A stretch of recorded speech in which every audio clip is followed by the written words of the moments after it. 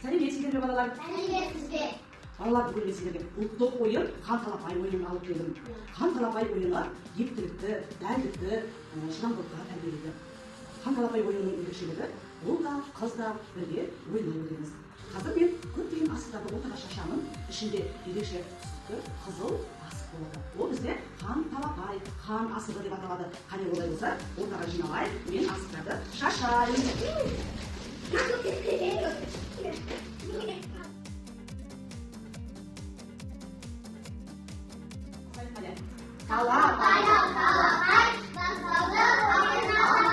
Тамаша, біздер қан асығын алған Раяна ойынды бастай қой екен. Кім ұпай жинай алмай қалады деп ұпай келді. Сол айып төлейді жасына сұраққа жауап бересіздер. Асықта көзі батады. Ой, молодец. Жақсы, орта болады. Келесі.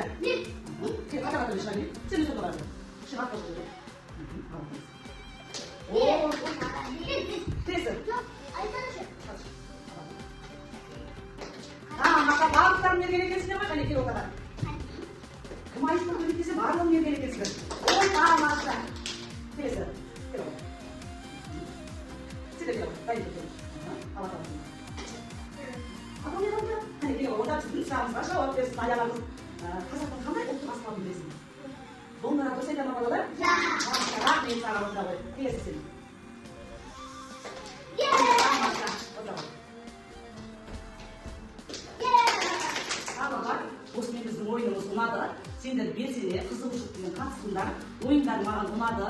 Барлықтарыңдар мерген екенсіңдер. Сұраққа жауап беріп отырсыңдар. Білімдеріңде жақсы екен. Олай болса енді балалар, кім қанша асық жинады соны санап, қоржынымызға салайық. Қане, айта ғой Раяна, неше асық жинадың? 3 асық. Ильяс, неше? Санай ғой, қане. 4 дейді. Екі ана сенікі. 2 асық сала ғой қоржыныңа. Раяна сенде? 3. Мирасқа неше екен? 5 дейді аялада. 3 нұрқанда? 3. Олай болса бізде көп асық жинаған Мирас, ортаға келді ғой, Мирас бізде көп асық жинаған ойынның жеңімпазы болды.